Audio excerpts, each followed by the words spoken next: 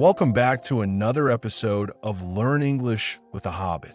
Today, we're diving into a magical memory from Thorin's past, when dwarves lived in prosperity and joy before the dragon came. Let's read together and learn some new vocabulary along the way.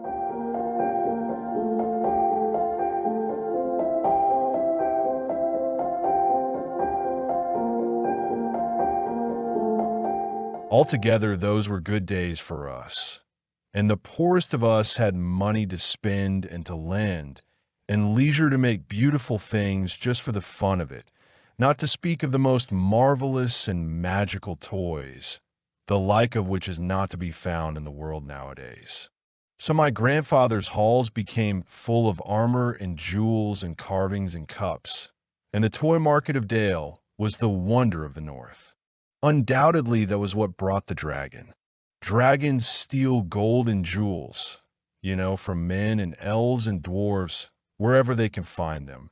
And they guard their plunder as long as they live, which is practically forever unless they're killed, and never enjoy a brass ring of it. Indeed, they hardly know a good bit of work from a bad, though they usually have a good notion of the current market value. And they can't make a thing for themselves, not even mend a little loose scale of their armor. There were lots of dragons in the north in those days, and gold was probably getting scarce up there, with the dwarves flying south or getting killed, and all the general waste and destruction that dragons make going from bad to worse. There was a most specially greedy, strong, and wicked worm called Smaug.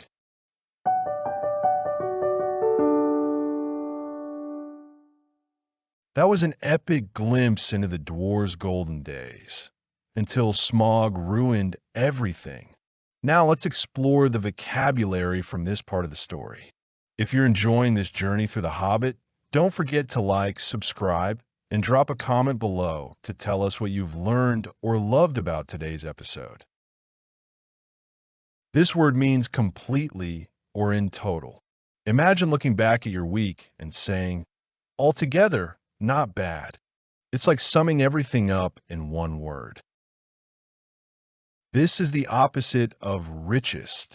It refers to the people with the least money. But even the poorest dwarves back then had money to spend. Those were truly good times. To spend is to use your money for something, whether it's buying food, gifts, or cool gadgets you're spending. Be careful not to spend more than you have. To lend means to give something to someone for a while. Like when your friend borrows your phone charger, you've lent it to them. Just hope they return it. Leisure is your free time when you're not working. Think of a lazy Sunday afternoon with nothing to do. That's leisure, and dwarves used it to create beautiful things. If something is marvelous, it's amazing or full of wonder, like fireworks or a stunning sunset. Dwarves' toys were described as marvelous, magical, even. Toys are for fun, especially for kids. But here, the dwarves made magical toys just for the joy of it. Not everything needs a purpose, right? Armor is the metal suit soldiers wore in battle. The dwarves weren't just warriors. They were artists, filling their halls with beautiful armor. Carvings are designs cut into wood or stone. If you've ever seen an old temple or a fancy chair, those detailed patterns are carvings. Sure, cups are for drinking, but these weren't your average mugs. These were jeweled, precious cups, more decoration than dinnerware. A market is where things are sold. The toy market of Dale was legendary, kind of like a medieval version of Disneyland, but for toys. Wonder means something that makes people say wow. The toy market wasn't just cool, it was a wonder. That kind of awe-inspiring. When you say undoubtedly, you're really sure about something. Like, undoubtedly, this pizza is the best I've ever had. No doubt, no question. To steal is to take what isn't yours. That's exactly what dragons love to do. Grab all the gold, jewels, and treasure they can find. This word means in any place. Dragons steal treasure wherever they find it. Caves, castles, or under your pillow. Plunder means stolen treasure, especially from war. Dragons don't just hoard gold, they hoard plunder. Sounds cool, but it's all stolen. Brass is a cheap, shiny metal. The line says dragons never enjoy a brass ring of their treasure, meaning they hoard it, but they don't use it. A notion is like a rough idea. Dragons don't care if something is beautifully made. They just have a notion of how much it's worth. To mend is to fix something that's broken. Funny thing, dragons are rich but can't even mend their own armor. Scales are like the armor on a dragon's body.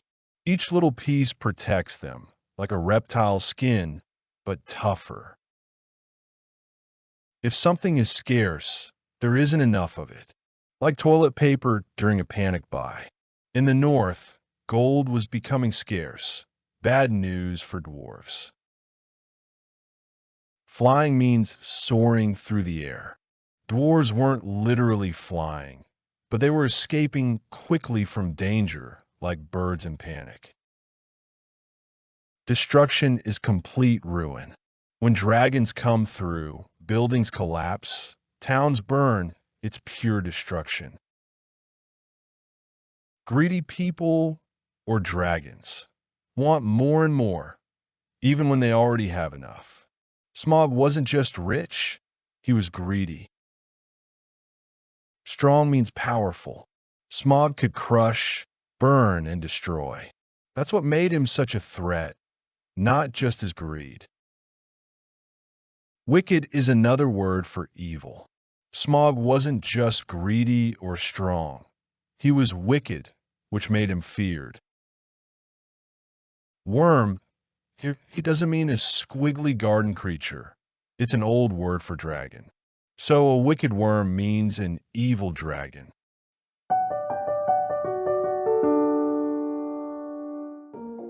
What a dramatic shift.